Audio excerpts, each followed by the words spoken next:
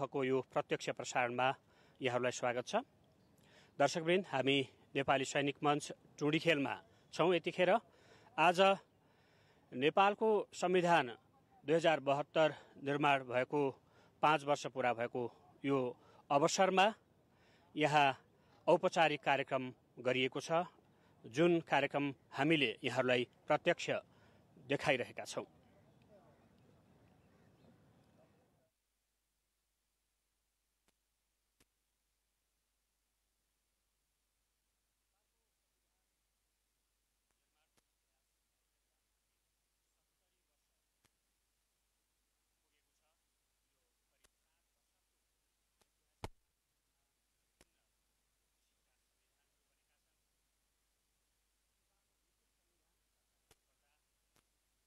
चार सालबाट संविधान निर्माण गर्ने क्रम सुरु भएको हो र यो क्रम पछिल्लो पटक नेपाली जनताका प्रतिनिधिले संविधान सभाबाट पहिलो पटक 2072 साल आजकै दिन असोज 3 गते तत्कालीन राष्ट्रपति डाक्टर रामवरण यादवले नेपालको संविधान 2072 जारी गर्नुभएको हो। नेपालको राजनीतिक इतिहासमा पहिलो पटक नेपाली जनताका प्रतिनिधिले संविधान सभाबाट संविधान जारी गरेको 5 वर्ष पूरा भएको छ। यो संविधान दिवसलाई नेपाल सरकारले राष्ट्रिय दिवसका रूपमा समेत मनाउँदै आएको छ र यो वर्ष विगतका वर्षहरूको भन्दा केही फरक किसिमले संविधान दिवसलाई औपचारिक रूपमै मनाइएको छ, किनभने नेपाल लगायत समग्र विश्व नै यतिखेर कोभिड-19 को महामारीबाट आक्रान्त छ र यो अवस्थामा पनि स्वास्थ्यका मापदण्डहरू पूरा गरेर अहिले सैनिक मञ्च टुँडिखेलबाट संविधान दिवस मनाइएको छ। यो मूल समारोह हो र देशका विभिन्न जिल्लामा पनि यसै किसिमले विभिन्न किसिमका कार्यक्रमहरू गरी 3 दिनसम्म यो दिवसलाई मनाउने निर्णय गरिएको छ र यतिखेर सैनिक मञ्च टुँडिखेलमा मूल समारोह समितिका अध्यक्ष प्रधानमन्त्री केपी शर्मा ओली, त्यस्तै उपराष्ट्रपतिको आगमन भइसकेको छ र समारोहका प्रमुख अतिथिका रूपमा राष्ट्रपति विद्यादेवी भण्डारी अबको केही समयमै आउने तयारी भइरहेको हामीलाई जानकारी प्राप्त भएको छ। दर्शकवृन्द, नेपालको संविधान निर्माणको इतिहास करिब 7 दशक लामो छ। लिखित संविधानको इतिहासको हामीले चर्चा गर्नुपर्दा वैधानिक कानुन 2004 सालमा बन्यो र त्यसको लगत्तै 2007 सालमा पनि अन्तरिम संविधानको रूपमा संविधान निर्माण भयो र यो क्रम विभिन्न आरोह अवरोह हुँदै 2015 सालसम्म पुग्यो र त्यहाँ पनि अर्को संविधान, तेस्रो संविधान, लिखित संविधान बन्ने एउटा अवसर प्राप्त भयो र यो क्रम 2019 सालमा सम्म पुग्यो। त्यसपछि 2047 सालमा नेपालको संविधान 2047 बन्यो र त्यसपछि 2063 सालमा अन्तरिम संविधानको रूपमा 6औं संविधान निर्माण गरेको इतिहास छ र पछिल्लो पटक विभिन्न किसिमका राजनीतिक आन्दोलन र सङ्घर्षहरूको प्रतिफलका रूपमा 2072 साल असोज 3 गते आजकै दिन नेपालको संविधान, आधुनिक संविधान, सबै वर्ग र समुदाय, जात जाति, भाषा भाषीहरूको अधिकार समेटिएको संविधानका रूपमा 2072 साल असोज 3 गते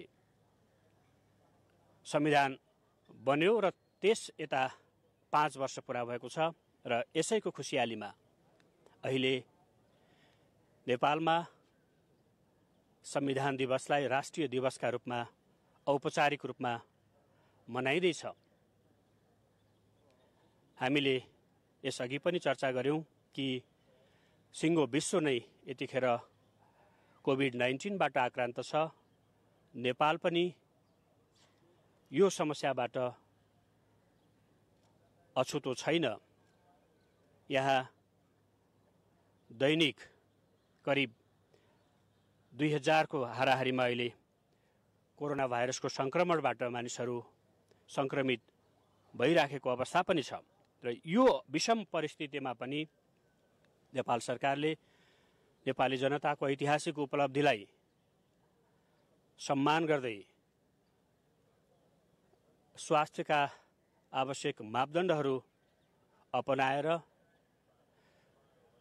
विगत वर्षहरूको भन्दा केही कम संख्यामा उपस्थित भएर सैनिक मञ्च टोडी खेलमा औपचारिक कार्यक्रम आयोजना गरिएको छ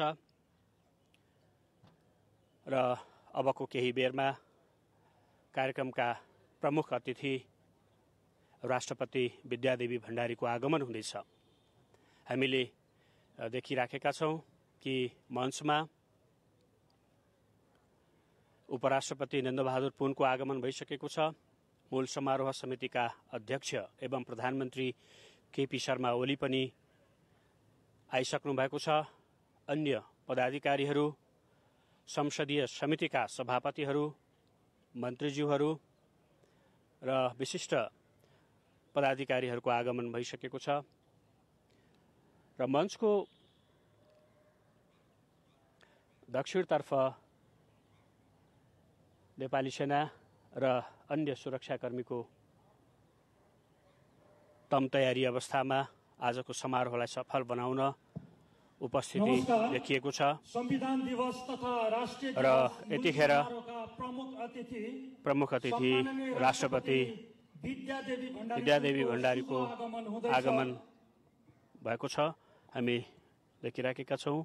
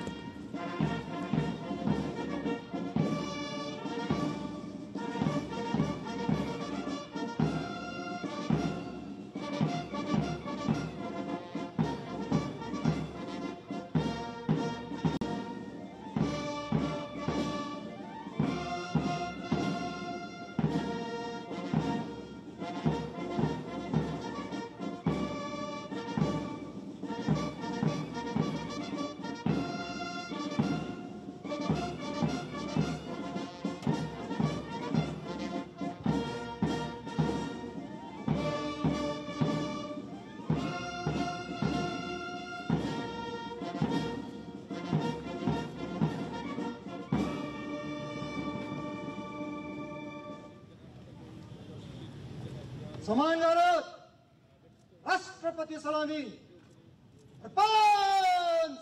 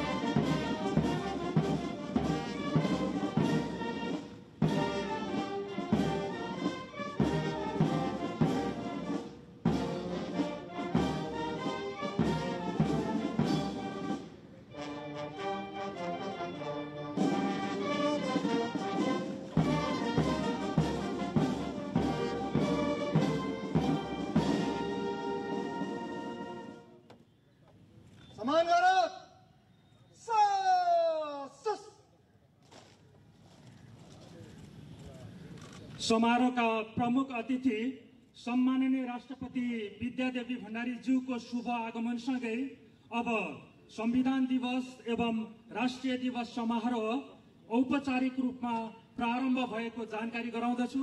यसअघि नै विशेष मञ्चमा विशिष्ट अतिथि सम्माननीय उपराष्ट्रपति नन्दबहादुर पुनज्यू, संविधान दिवस एवं राष्ट्रिय दिवस मूल समारोह समितिका अध्यक्ष सम्माननीय प्रधानमन्त्री केपी शर्मा ओलीज्यू, सम्माननीय प्रधान न्यायाधीश चोलेन्द्र शमशेर जबराज्यू, प्रतिनिधि सभाका सम्माननीय सभामुख अग्निप्रसाद सापकोटाज्यू, राष्ट्रिय सभाका सम्माननीय अध्यक्ष गणेश प्रसाद तिमिल सिन्हाज्यूको पनि आसन ग्रहण भइसकेको छ।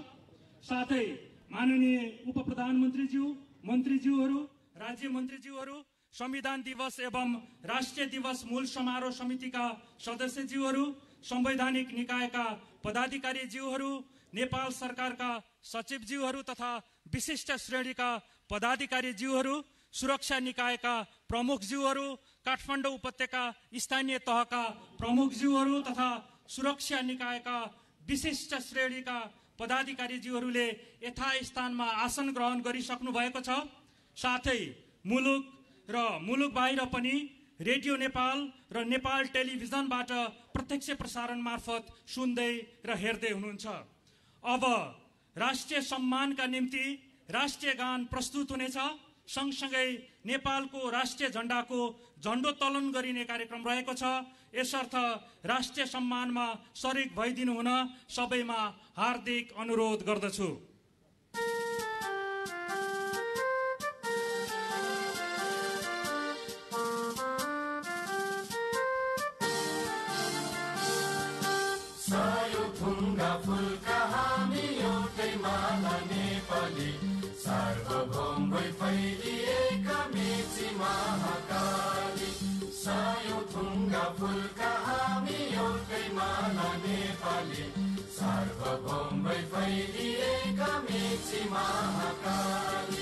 प्रकृतिका कोटि कोटि सम्पदाको आचल वीरहरूका रगतले स्वतन्त्र अचल ज्ञान भूमि शान्ति भूमि तराई पहाड हिमाल अखण्ड यो प्यारो हाम्रो मातृभूमि नेपाल बहु जाति भाषा धर्म संस्कृति छन् विशाल अग्रगामी राष्ट्र हाम्रो जय जय नेपाल।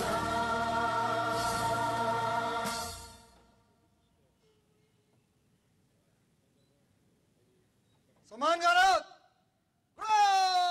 फट विश्राम। अब नेपाली सेनाको 2वटा हेलिकप्टरहरूबाट संविधान दिवस तथा राष्ट्रिय दिवस 2077 अंकित ब्यानर प्रदर्शन र पुष्प वृष्टि गर्ने कार्यक्रम रहेको छ।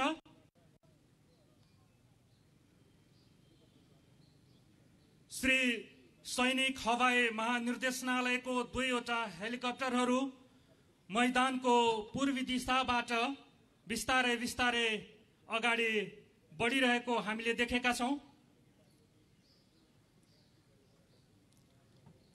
2वटा हेलिकप्टरहरूबाट संविधान दिवस तथा राष्ट्रिय दिवस 2077 अंकित ब्यानर प्रदर्शन भइरहेको छ र सँगसँगै पुष्प वृष्टि पनि हुने कार्यक्रम रहेको छ।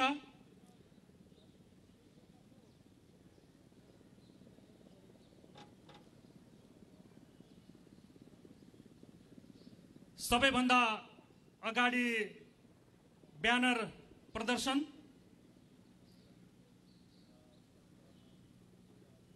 त्यसपछि पुष्प वृष्टि।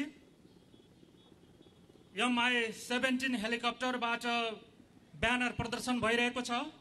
त्यसैगरी बेल हेलिकप्टरबाट पुष्प वृष्टि हुनेछ।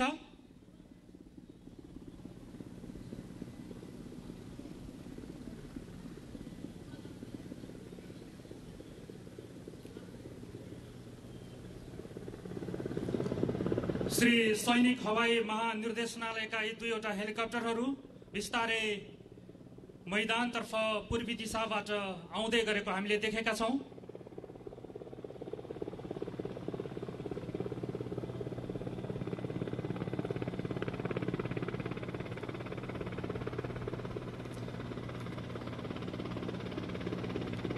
ब्यानर प्रदर्शन भइरहेको MI-17 हेलिकप्टरमा पाइलट प्रमुख सेनानी राकेश लिम्बू र पाइलट प्रमुख सेनानी ऋषभ बहादुर अधिकारी, साथमा फ्लाइट इन्जिनियर सेनानी सुरज कोइराला हुनुहुन्छ।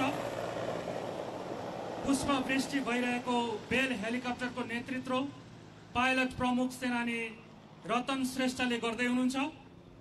साथमा पाइलट उपसेनानी अच्युत पाठक हुनुहुन्छ अनि एयर लियाजन प्रमुख सेनानी दीपेन्द्र कर्माचार्य।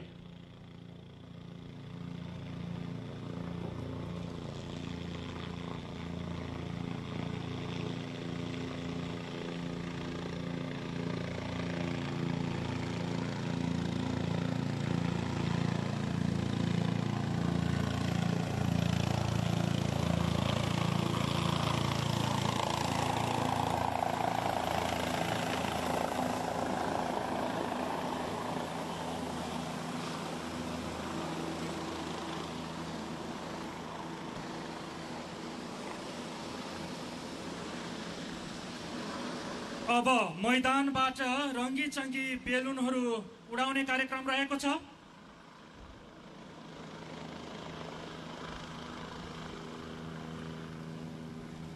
अब मुलुकमा शान्तिको कामना गर्दै शान्तिका प्रतीक परेवाहरू उडाउने कार्यक्रम रहेको छ। 6औं संविधान दिवसको अवसरमा 6 जोर परेवाहरू उडाइएको छ।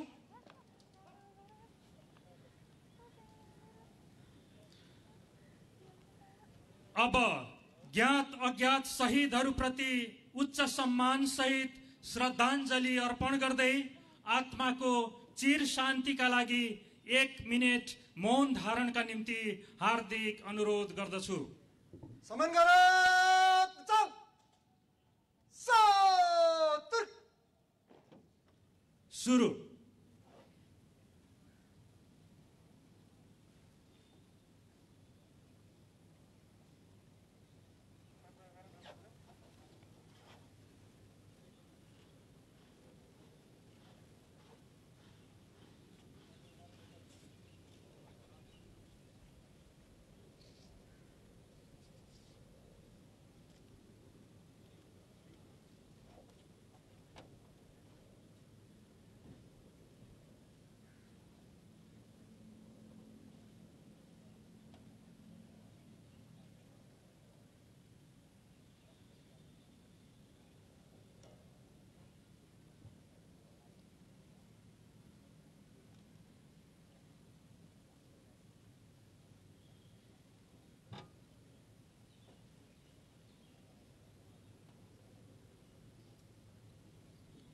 धन्यवाद।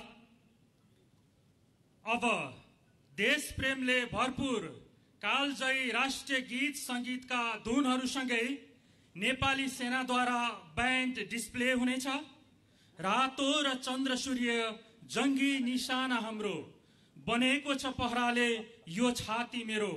मलाई प्यारो लाग्छ जहाँ छन् बुद्धका आँखा, पंछीमा डाँफे राम्रो र नेपाली हामी रहौला कहाँ नेपालै नरहे।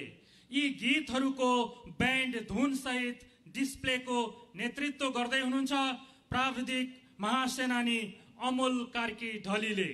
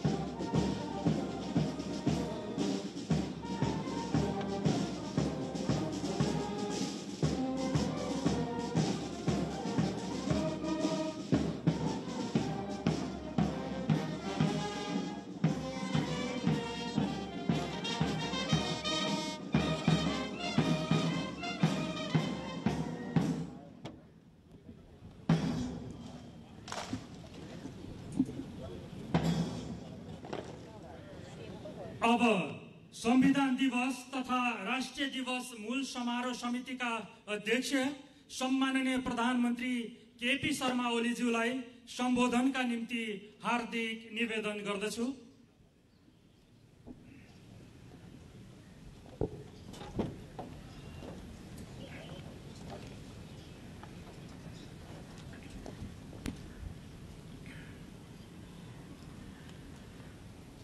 सम्माननीय राष्ट्रपतिज्यू, सम्माननीय उपराष्ट्रपति, सम्माननीय प्रधान न्यायाधीशज्यू, प्रतिनिधि सभाका सम्माननीय सभामुखज्यू, राष्ट्रिय सभाका सम्माननीय अध्यक्षज्यू, माननीय मन्त्रीगण, संघीय संसदका संसदीय समितिका माननीय सभापतिज्यूहरू, संवैधानिक निकायका पदाधिकारीहरू, विशिष्ट अतिथिहरू, कर्मचारी, सञ्चारकर्मीहरू, संविधान दिवस तथा राष्ट्रिय दिवस हर्षोल्लासका साथ मनाइरहनुभएका समस्त दिदीबहिनी तथा दाजुभाइहरू, स्वदेश एवं विदेशमा रहनुभएका सम्पूर्ण आदरणीय दिदीबहिनी तथा दाजुभाइहरू, आज हामी 6औं संविधान दिवस एवं राष्ट्रिय दिवस मनाउन यहाँ उपस्थित भएका छौं।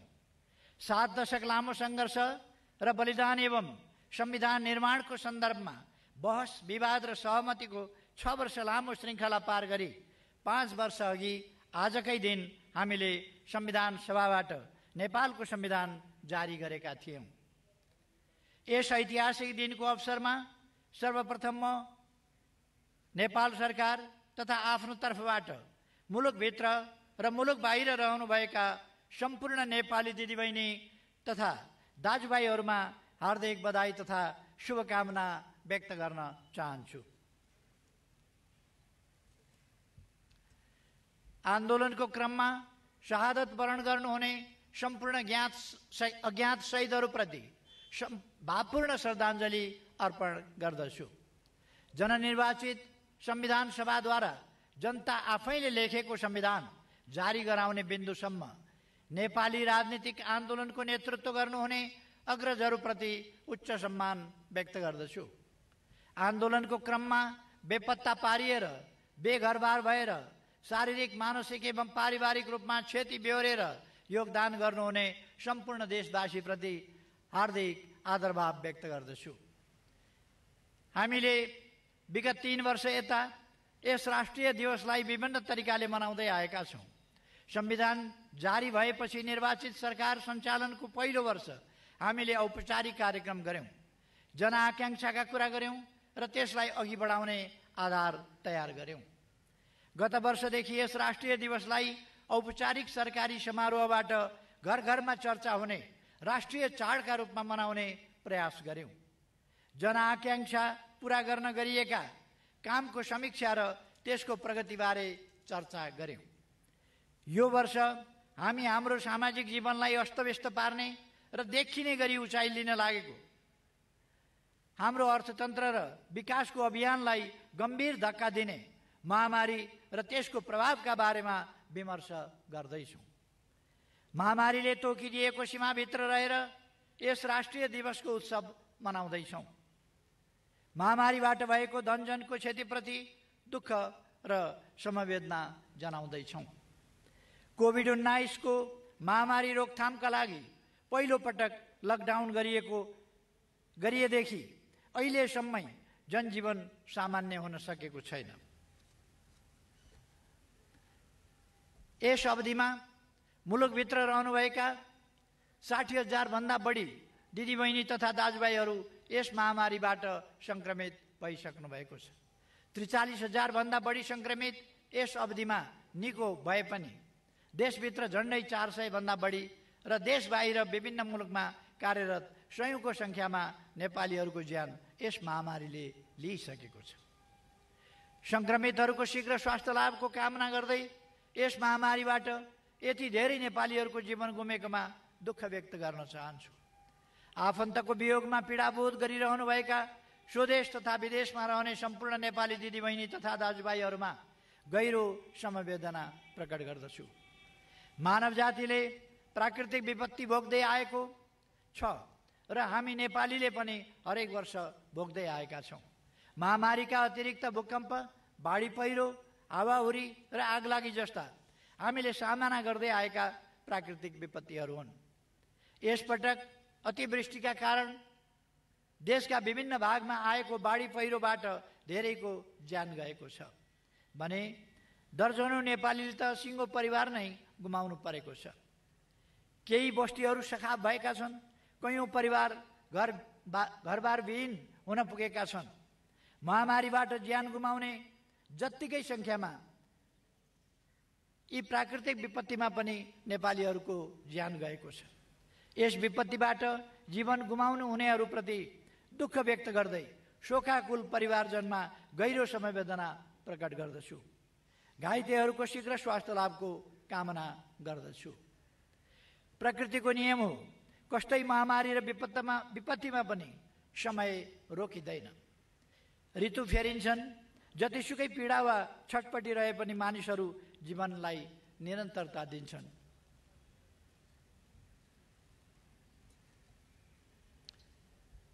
गौरवगाथा गाउने दिन आउँछन्, स्मरण गर्नुपर्नेहरूलाई श्रद्धापूर्वक सम्झिन्छन्, प्रतिबद्धतालाई निरन्तरता दिन्छन्, बाँकी रहेको जिम्मेवारी पूरा गर्ने प्रण गर्छन्। महामारी र विपत्ति बीच हामी यिनै शोक र सङ्कल्पहरूबीच यस वर्षको राष्ट्रिय दिवसको उत्सवमा सरिक भइरहेका छौँ। दिदीबहिनी तथा दाजुभाइहरू, कोभिड-19 एक्कासी आएको विपत्ति हो। यस महामारीसँग सामना गर्न विश्वका कुनै पनि मुलुक तयारी अवस्थामा थिएन, हामी पनि थिएनौँ। सुरुका दिनमा यसको प्रभाव र प्रवृत्तिका बारेमा अनुसन्धानमा संलग्न विज्ञहरू समेत अलमलमा थिए। अफवाह थिए, आशंका र आतंक थिए। कोही लकडाउनको पक्षमा थिए, कोही विपक्षमा।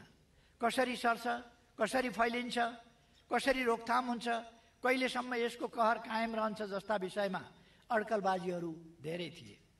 यहाँसम्म कि कोरोना महामारीको व्याधि भन्नेमा महामारी हो कि व्याधि हो भन्नेसम्म समेत बहस भएका थिए।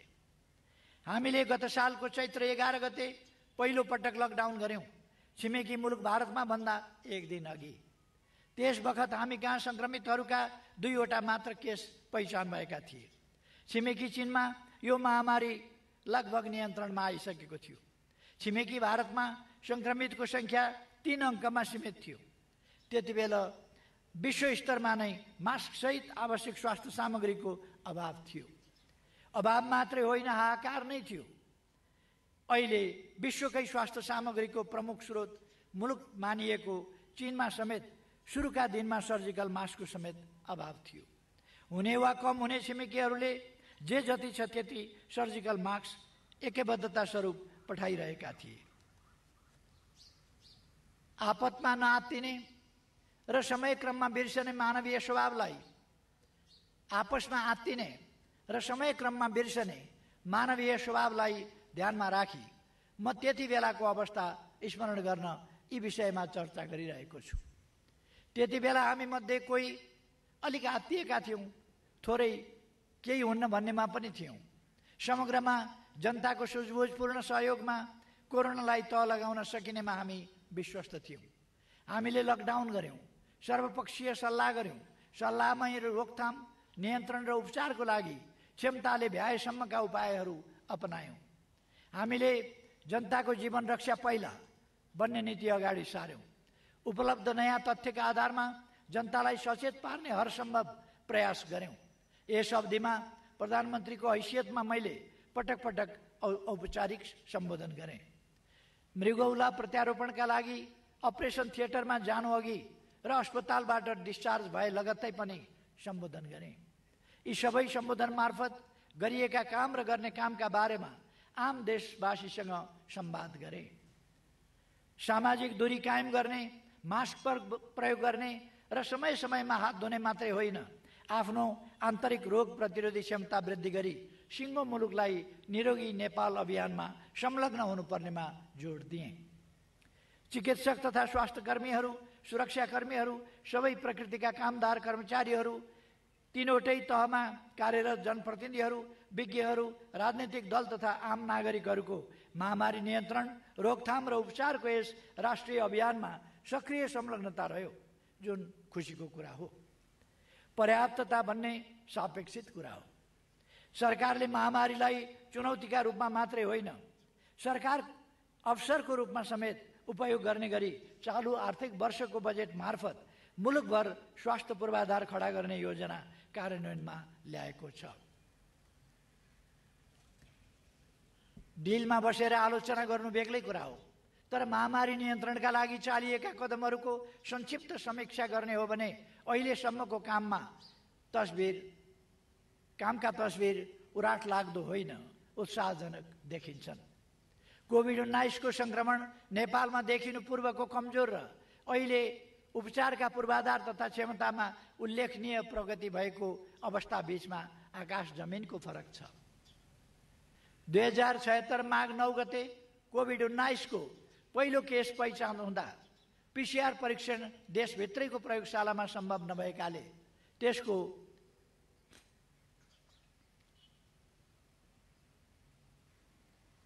त्यसको नमुना विदेश पठाउनु परेको थियो। हाल देशभित्र सरकारी 33 र निजी 14 गरी 47 आरटी-पीसीआर परीक्षण प्रयोगशालाहरू सञ्चालनमा छन्। परीक्षणको दैनिक क्षमता 23,500 भन्दा माथि छ। सुरुको समयमा प्रति परीक्षण लागत रु 8,500 थियो। हाल निजी र सरकारी दुवै प्रकृतिका प्रयोगशालाहरूमा 2,000 रुपैयाँमा परीक्षण हुन थालेको छ। सिङ्गो जनसङ्ख्याको कम्तीमा 2% पीसीआर परीक्षण गर्ने हाम्रो अनुमानित प्रतिबद्धता पूरा भएको छ र त्यो अहिले कम हुने देखिएको छ। प्रति 10 लाखमा पीसीआर परीक्षण 30,000 नागेको छ। अहिले आइसियु बेड क्षमता 1,551, पहिले आइसियु बेड क्षमता 1,551 थियो, अहिले 2,600 पुर्याइएको छ। पहिले भेन्टिलेटर संख्या 770 थियो, अहिले 900 पुर्याइएको छ। पहिले जिल्ला अस्पताल रहेका स्थानीय तहमा मात्रै अस्पताल सेवा उपलब्ध थिए, अहिले बाँकी 649 स्थानीय तहमा 5 बेडको अस्पताल निर्माणको व्यवस्था गरिएको छ। प्रदेश सरकार र अस्पतालहरूलाई आवश्यक पूर्वाधार, स्वास्थ्य सामग्री, मानवीय तथा वित्तीय स्रोतको व्यवस्था गरिएको छ। स्वास्थ्य मन्त्रालय अन्तर्गत 100 जना पोस्ट ग्रेजुएट चिकित्सक परिचालन गर्ने तयारी पूरा भएको छ। 25 हब अस्पताल र 20 शिक्षण अस्पतालहरूमा विशेषज्ञ चिकित्सकहरूको नेतृत्वमा तुरुन्तै परिचालन गर्न सकिने टिमहरू तयारी अवस्थामा राखिएको छ। बहुसङ्ख्यक नेपालीहरूलाई कोभिड-19 का लक्षण तथा हात धुने, भिडभाडबाट टाढा हुने, मास्क प्रयोग गर्ने जस्ता रोकथामका उपायहरूबारे जानकारी छ। Mobile ringtone, toll free hotline phone, web portal, radio, TV सामाजिक सञ्जाल तथा पत्र पत्रिकाका अतिरिक्त स्वास्थ्य तथा जनसङ्ख्या मन्त्रालयको दैनिक ब्रिफिङबाट स्वास्थ्य चेतना तथा जोखिम बारेको सूचना प्रवाह गरिएको छ। केस व्यवस्थापनका लागि आवश्यक पिपिई सहितका सामग्रीहरू उपलब्ध छन्। मास्क, सेनिटाइजर लगायत आधारभूत स्वास्थ्य उपकरणहरूको उपलब्धता छ। पहिले परम्परागत औषधि आदिका बारेमा दुविधा थियो। अहिले हाम्रा जडीबुटी र परम्परागत वस्तुहरूको प्रयोगबाट आफू निको भएको भनेर कतिपय संक्रमितहरूका अनुभव पनि सुन्न थालिएको छ। दिदीबहिनी तथा दाजुभाइहरू, गत वर्ष आजकै दिन मैले सरकार सञ्चालनको 18 महिना भएका उपलब्धिको संक्षिप्त विवरण राखेको थिएँ। यदि कोरोना महामारी हुँदैनथ्यो भने आज गत वर्ष कबुल गरिएका कतिपय काम सम्पन्न भएको विवरणको चर्चा हुने थियो। केही राष्ट्रिय गौरवका आयोजनाहरू उद्घाटन हुने थिए। भैरवाको अन्तर्राष्ट्रिय विमानस्थल सञ्चालनमा आइसकेको हुने थियो। माथिल्लो तामाकोशी जलविद्युत आयोजनाबाट ऊर्जा उत्पादन सुरु भएको हुने थियो। मेलम्चको पानी आउन लागिसकेको हुने थियो। रानी पोखरीको पुनर्निर्माण सम्पन्न भइसकेको हुने थियो। अहिले लगभग सम्पन्न भइ पनि सकेको छ भन्दा हुन्छ। धरहरा निर्माणको कार्य सकिने थियो। निजी आवास पुनर्निर्माणको काम पूर्ण रूपमै भइसकेको हुने थियो। विगत 3 वर्षदेखि हाम्रो अर्थतन्त्रले उच्च आर्थिक वृद्धि दरको लय समातेको थियो। मानव विकास सूचकाङ्क, व्यवसाय गर्ने सहज वातावरण, भोकमरीको अवस्था, शान्ति सुव्यवस्था तथा कानुनी शासन, भ्रष्टाचार निवारण, पर्यटकीय प्रतिस्पर्धा, लैङ्गिक समानता, विद्यालय शिक्षा, बालबालिका र स्वास्थ्य जस्ता विश्वव्यापी 14 विभिन्न सूचकाङ्कमा नेपालले उल्लेख्य सुधार गरेको पनि थियो। तर दुःखको कुरा, अहिले कोभिड-19 का कारणले नेपालको अर्थतन्त्रमा नकारात्मक असर परेको छ।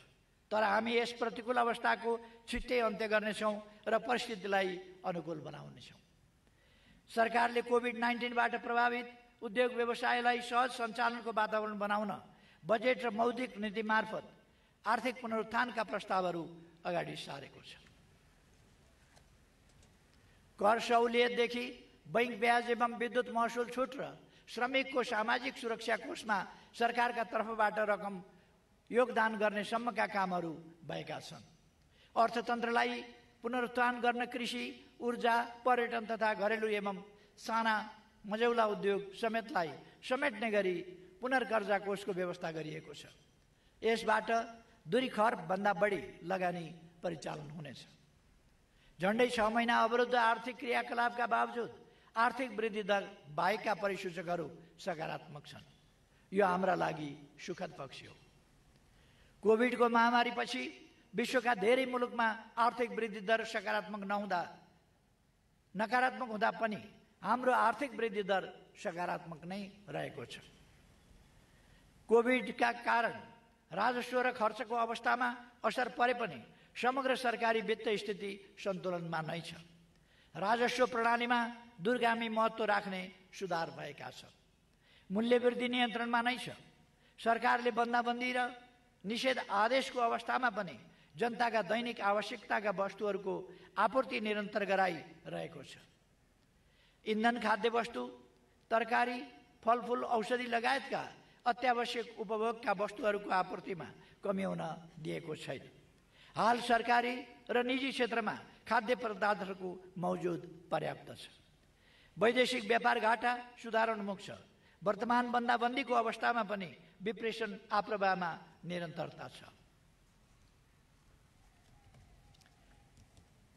यस अवधिमा मासिक औसतभन्दा बढी नै विप्रेषण आप्रवाह भएको छ। जेठ, असार र साउन पछिल्लो 3 महिनामा करिब 287 अर्ब रुपियाँ विप्रेषण आप्रवाह भएको छ। यस वर्षभरिमा शोधनान्तर स्थिति रु 282 अर्बले बचतमा रहेको छ। कुल विदेशी विनिमय सञ्चित रु 1401 अर्ब पुगेको छ। कोभिडले ल्याएको विश्वव्यापी आर्थिक सङ्कटका बावजुद पनि दात्री निकायको सहयोग बढिरहेको छ। यस अवधिमा 168 अर्ब रुपियाँ बजेटरी सहायता सहित कुल 5 खर्ब रुपियाँ बराबरको विकास सहायता प्रतिबद्धता प्राप्त भएको छ। यस 2 वर्षको अवधिमा रु 2 खर्बभन्दा बढीको बाह्य लगानी स्वीकृत भइसकेको छ भने रु 14 खर्बभन्दा बढीको लगानी प्रतिबद्धता पनि प्राप्त भएको छ। बैंकिङ तथा वित्तीय क्षेत्रमा स्थायित्व कायम भएको छ। बैंक सेवामा उल्लेख्य विस्तार भएको छ।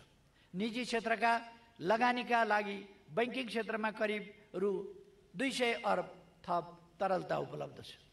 बैंकिङ क्षेत्रमा रहेको पर्याप्त तरलताको कारण ब्याज दर कम हुँदै अर्थतन्त्र चलायमान रहन सहज भएको छ।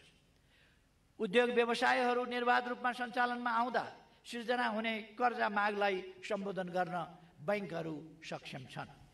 बीमा तथा पुँजी बजारको दायरामा उल्लेख्य विस्तार भएको छ। लकडाउनमा पनि विकास निर्माणलाई यथाशक्य निरन्तरता दिइएको छ।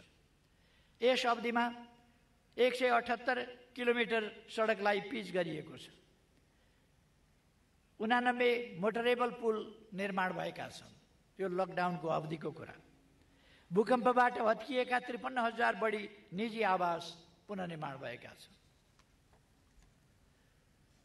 दाजुभाइ तथा दिदीबहिनीहरू, यस वर्षको जेठ 24 गते हाम्रो संसदले सार्वभौम सत्ता र भौगोलिक अखण्डताको सन्दर्भमा सर्वसम्मत निर्णय गरेको छ।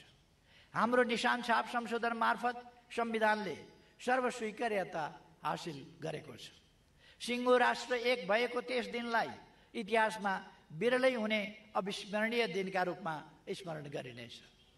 म सङ्घीय संसदका सम्पूर्ण माननीय सदस्यहरूलाई धन्यवाद भन्न चाहन्छु। सम्पूर्ण देशवासी दाजुभाइ दिदीबहिनीहरूलाई बधाई ज्ञापन गर्दै त्यस ऐतिहासिक क्षणको म गर्वका साथ स्मरण गर्न चाहन्छु। मैले सरकारको नेतृत्व सम्हालेदेखि नै कसैले म यो सरकार र सत्तारूढ दलको लोकतन्त्रप्रतिको निष्ठाका बारेमा गरिने आशंका वा भ्रम सिर्जना गर्ने प्रयासबाट विस्मित हुने गरेको छु। मैले भन्दै आएको छु, लोकतन्त्रमा असहमत स्वरहरूले स्थान पाउनुपर्छ, तर हल्लाबाट प्रभावित हुने र जता हावा बग्छ त्यतै बरालिने परिपाटी लोकतन्त्र होइन। लोकतन्त्र निरङ्कुश तन्त्रको विकल्प हो। यो विधिको शासन हो, मर्यादित र अनुशासित प्रणाली हो। स्वतन्त्र प्रेस लोकतन्त्रको अभिव्यक्ति हो। यसले लोकतन्त्रलाई सुदृढ बनाउँछ, लोकतान्त्रिक संस्कार, व्यवहार र अभ्यासलाई बलियो बनाउँछ। हाम्रा आम सञ्चारका माध्यमहरूले पनि तथ्यको आधारमा सत्य पस्किने र समाजलाई सुसूचित गर्ने दायित्व वहन गरी आफूलाई व्यावसायिक पत्रकारिताको तहमा उठी जनताको सही सूचना प्राप्त गर्ने हकको रक्षा गर्न प्रतिबद्ध र सफल हुनुपर्दछ भन्ने म ठान्दछु। हिजो नियन्त्रित र कमजोर अवस्थामा पनि अग्रगामी आन्दोलनमा योगदान पुर्याउने सञ्चार माध्यम र बौद्धिक जगतले आज बाटो अल्मलिन मिल्दैन। अझ स्पष्ट र सुदृढ योगदानको अपेक्षा नेपाली जनताले गरेको मैले पाएको छु। सङ्कटको बेला, अझ मानिसको मन दुखेको बेला हल्लाहरूले जनमतलाई प्रदूषित गर्ने जोखिम हुन्छ।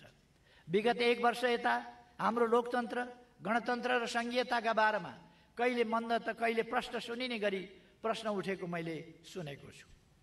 मैले विगतका सम्बोधनमा पनि भनेको थिएँ, जब राष्ट्रले निर्णय लिन्छ त्यहाँ अलमल होइन, प्रतिबद्धता हुन्छ। सङ्घीय लोकतान्त्रिक गणतन्त्र नेपाली जनताले लिएको ऐतिहासिक निर्णय हो। अब यसलाई इमान्दारितापूर्वक सबल बनाउन लाग्नु हामी सबै नेपालीको कर्तव्य हो। यस बीचमा नेपालको राजनीतिमा अस्थिरता ल्याउने योजनाबद्ध प्रयासहरू पनि तीव्रताका साथ भए। ती प्रयासलाई परास्त गरेर हामी नेपालीले फेरि स्थिरता र स्थायित्वलाई सुनिश्चित गरेका छौँ। पोहोर साल यो संविधान र व्यवस्थाको मात्रै होइन, राष्ट्रिय अखण्डताकै विकल्प खोज्छु भन्ने शक्ति निशर्त राजनीतिक मूलधारमा समावेश भयो। मैले गत वर्ष पनि संविधानका कुनै धारा र दफाहरूले कहीँ कतै हाम्रो अधिकार ओझेल पारे भन्ने बुझाइमा कोही भए औचित्य र आवश्यकताको आधारमा समयक्रममा सच्याइन्छ भनेको थिए। गैर संवैधानिक गतिविधि त्यागी राष्ट्रिय मूलधारमा समावेश हुन र हाम्रो संविधानले दिएको अधिकार उपभोग गर्न आह्वान गरेको थिएँ। निकट विगतमा सर्वसम्मतिले गरिएको संविधान संशोधनबाट त्यसको पुष्टि भएको छ। 6औं संविधान दिवस एवं राष्ट्रिय दिवसको अवसरमा म फेरि दोहोर्याउन चाहन्छु, हाम्रो संविधान सबै अट्ने गतिशील दस्तावेज हो। यसैलाई यो माने सबै दल समूहहरू राष्ट्रिय मूलधारमा सामेल भई सृजनशील र रचनात्मक ढङ्गले क्रियाशील हौँ। आशंका वा अस्पष्टताहरू छन् भने संवादको माध्यमबाट तिनलाई हटाउन सरकार सदैव तयार रहेको कुरा म पुनः स्पष्ट गर्न चाहन्छु। दाजुभाइ तथा दिदीबहिनीहरू, एउटा विषयमा म आज पनि थोरै चर्चा गर्न चाहन्छु। 2 वर्ष अघि यसै समारोहलाई सम्बोधन गर्दै मैले भनेको थिएँ, विकासका सन्दर्भमा देखिएको एक प्रकारको अलमल भइहाल्छ नि भन्दै सुस्तरी चल्ने वा गरिहाल्लान् नि भन्दै चल्दै नचल्नेहरू र जनआकांक्षा अनुरूप शीघ्र विकासको लागि तीव्र गतिमा दौडन खोज्नेहरू बीचको बेमेल हो। यो बेमेल अन्त्य गर्न बाँकी नै छ। तसर्थ फेरि एकपटक जोड दिन चाहन्छु, भइहाल्छ नि वा गरिहाल्लान् नि भन्ने सुविधा हामीलाई छैन। हामीले प्रतिबद्धतालाई परिणतिमा बदल्नै पर्दछ। सरकारमा हाम्रो उपस्थिति तीव्र गति र शीघ्र विकासको जनआकांक्षा पूरा गर्नका लागि हो। त्यस कुरालाई हामीले हेक्कामा राखेका छौँ। हामी सबैलाई थाहा छ, समग्र प्रणाली परिवर्तनको अभियानमा हाम्रो कर्मचारी तन्त्र र राज्यका सम्पूर्ण संयन्त्रहरू बाधक बनेनन्। प्रश्न उठ्छ, यति ठुलो परिवर्तनमा सहयोगी मात्रै होइन, सहभागी हुने कर्मचारी तन्त्रलाई तीव्र गतिमा शीघ्र विकासको वाहक बन्न कुन चाहिँ तत्त्वले अवरोध खडा गरिरहेको छ? के त्यो तत्त्व भइरहेको विकास र प्रगतिलाई समेत अस्वीकार गर्ने अस्वस्थ राजनीति नै हो त? या यति ठुलो परिवर्तनको नेतृत्व गर्न सक्ने राजनीतिक नेतृत्व मण्डल उपलब्धिको व्यवस्थापन गर्न र प्रणाली विकासमा नेता हुन नसकिरहेको कारण हो? भएन, हुँदै भएन भन्ने मान्यता जबरजस्त प्रचलित छ। यसलाई तर्कले होइन, व्यवहार र उपलब्धिबाट हामीले जवाफ दिन सक्नुपर्दछ। विकासको गतिमा सार्वजनिक खरिद ऐन जस्ता विद्यमान कानुनी प्रबन्धहरू पनि अलिक अमिल्दा छन्, समय घर्काइदिने खालका छन्। अझै पनि कतिपय कानुनी प्रबन्ध अधुरा एवं अस्पष्ट रहनाले सम्पूर्ण विकासको कामलाई नराम्रो गरी अल्झाएको छ। अब यसमा यथोचित परिवर्तन गरिन्छ। हामी सबैलाई यो पनि थाहा छ, विकासका योजना, त्यसका लागि आवश्यक स्रोत र त्यसको उपलब्धताको बीचमा ठुलो खाडल छ। केही दशक अघि आजका विकसित मुलुकहरूको हालत पनि हाम्रै जस्तो थियो। उनीहरूले विकासका लागि आवश्यक स्रोत र साधन प्राप्तिका लागि उपलब्ध हुने कुनै पनि सम्भावनालाई उम्किन दिएनन्। रङ होइन, परिणाममा उनीहरूले जोड दिए। सोचौँ, हामी चाहिँ किन मुसा मार्ने बिरालो कालो वा सेतै खोजिरहेका छौँ? अब हामी सबै प्रकारका संकीर्णता र आग्रह पूर्वाग्रह छोडौँ र विकास र उन्नतिको बाटोमा एकताबद्ध भई अघि बढौँ। सुशासन र पारदर्शिता विकासको अत्यावश्यक शर्त हो।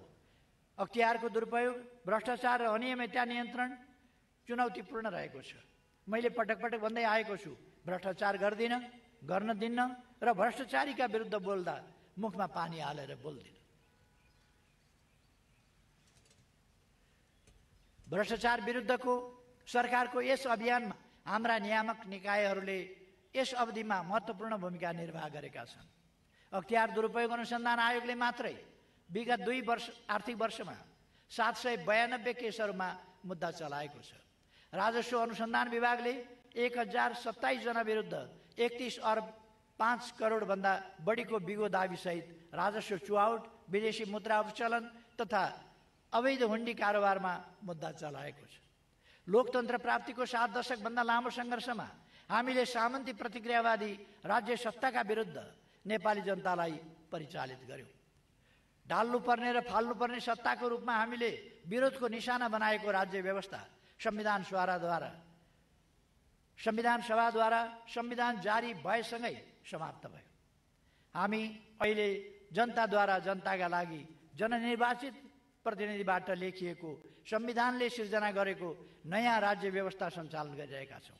प्रश्न उठ्छ, आफैले आफ्ना लागि बनाएको यो राज्य प्रणालीमा खाल्टाखुल्टी भए सम्याउन सकिन्छ? तर यसलाई सुदृढ गर्नुको साटो विगतको निरङ्कुश प्रणालीलाई झैँ यसका विरुद्ध जानी नजानी माहौल खडा गर्नु कुनै पनि हालतमा उचित हुनै सक्दैन। दिदीबहिनी तथा दाजुभाइहरू, मलाई विश्वास छ महामारीको जोखिम कम हुनासाथ हाम्रो अर्थतन्त्र पुरानै लयमा फर्किनेछ। अर्थतन्त्रका अन्य सूचक दुरुस्त रहेको यस अवस्थामा पर्यटन लगायतका सेवा क्षेत्र सञ्चालन हुनासाथ आर्थिक वृद्धिले अपेक्षा गरेकै दरमा प्रगति गर्नेछ। यो महामारी अस्थायी परिघटना मात्रै हो।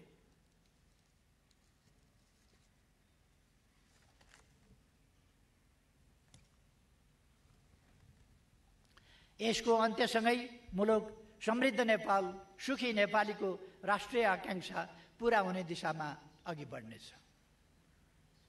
यसका लागि हाम्रो संविधान अत्यन्तै मार्गदर्शक र निर्देशक रहेको छ, जसले हाम्रा विकासका प्रयासहरूलाई अगाडि बढाउन योगदान गर्नेछ। 6औं संविधान दिवस एवं राष्ट्रिय दिवसको अवसरमा फेरि एकपटक सबैमा हार्दिक शुभकामना व्यक्त गर्न चाहन्छु। धन्यवाद। संविधान दिवस तथा राष्ट्रिय दिवस मूल समारोह समितिका अध्यक्ष सम्माननीय प्रधानमन्त्री केपी शर्मा ओलीज्यूको सम्बोधनसँगै अब संविधान दिवस तथा राष्ट्रिय दिवस मूल समारोहको औपचारिक कार्यक्रम समापन भएको अनुरोध गर्दछु र यस समारोहको उद्घोषण भूमिकाबाट नवीन दाहाल, रेडियो नेपाल बिदा हुन्छु। नमस्कार, धन्यवाद। समान गरत चल सतुर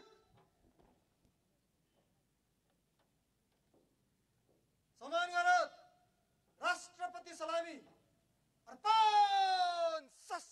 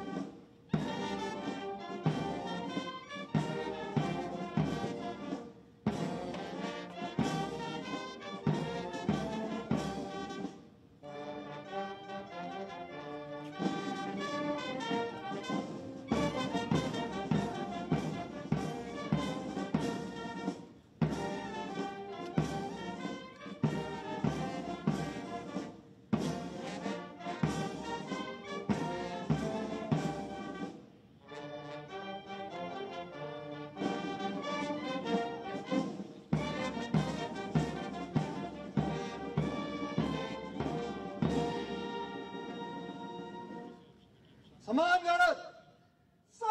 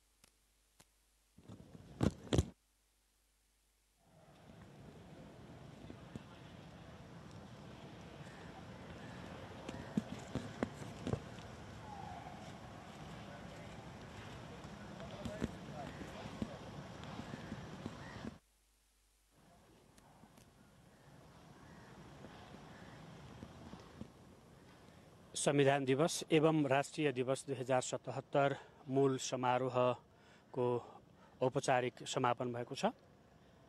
हामी देखिराखेका छौँ समारोहका प्रमुख अतिथि, विशिष्ट अतिथि समारोह स्थलबाट बाहिरिँदै हुनुहुन्छ।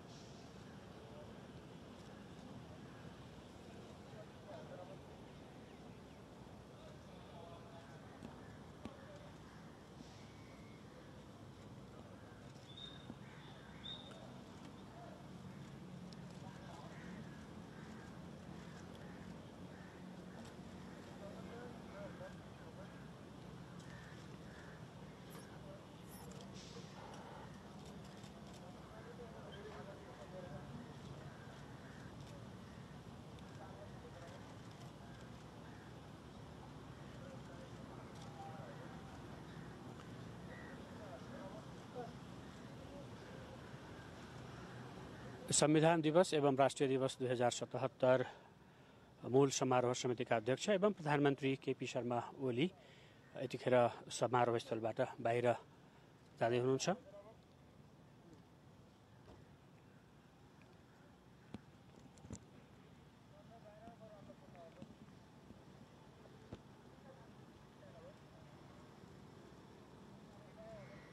संविधान दिवस एवं राष्ट्रिय दिवस 2077 को यो प्रत्यक्ष प्रसारण मूल समारोह समितिको प्रत्यक्ष प्रसारणको समय सकिएको छ।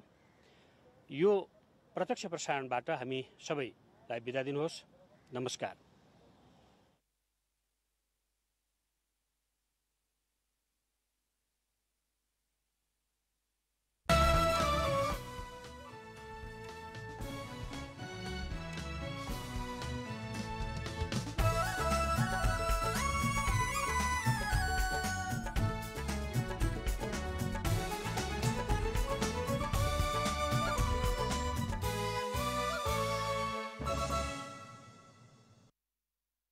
सम्माननीय राष्ट्रपतिबाट 2077 असोज 3 गते संविधान दिवसका दिन देहाएका महानुभावहरूलाई देहाय बमोजिमका मान पदवी, अलंकार र पदकद्वारा विभूषित गर्ने घोषणा भएको छ। यसैगरी 5131 उद्धव थापा श्रेष्ठ प्राविधिक सेनानी श्री विद्युत यान्त्रिक सेवा निर्देशनालय तोपखाना ब्यारेक काठमाडौँ नम्बर 4282 डाक्टर चिरञ्जीवी पन्त प्राविधिक सेनानी वीरेन्द्र अस्पताल नम्बर 2990 सयु अन्जु श्रेष्ठ प्राविधिक सेनानी वीरेन्द्र अस्पताल दानबहादुर थापा प्रहरी नायब उपरीक्षक प्रहरी प्रधान कार्यालय कर्मचारी प्रशासन शाखा नक्साल काठमाडौँ पवन कुमार भट्टराई प्रहरी नायब उपरीक्षक महानगरीय नगर प्रहरी कार्यालय काठमाडौँ महेन्द्र कुमार श्रेष्ठ प्रहरी नायब उपरीक्षक जिल्ला प्रहरी कार्यालय ताप्लेजुङ रूपेश खड्का प्रहरी नायब उपरीक्षक जिल्ला प्रहरी कार्यालय ओखलढुङ्गा डाक्टर सेवक श्रेष्ठ प्राविधिक प्रहरी नायब उपरीक्षक नेपाल प्रहरी अस्पताल महाराजगञ्ज काठमाडौँ पदम बहादुर विष्ट प्रहरी नायब उपरीक्षक जिल्ला प्रहरी कार्यालय दार्चुला डाक्टर किरण कुमार केसी प्राविधिक प्रहरी नायब उपरीक्षक नेपाल प्रहरी अस्पताल महाराजगञ्ज काठमाडौँ भीम कुमारी पाण्डे प्राविधिक प्रहरी नायब उपरीक्षक नेपाल प्रहरी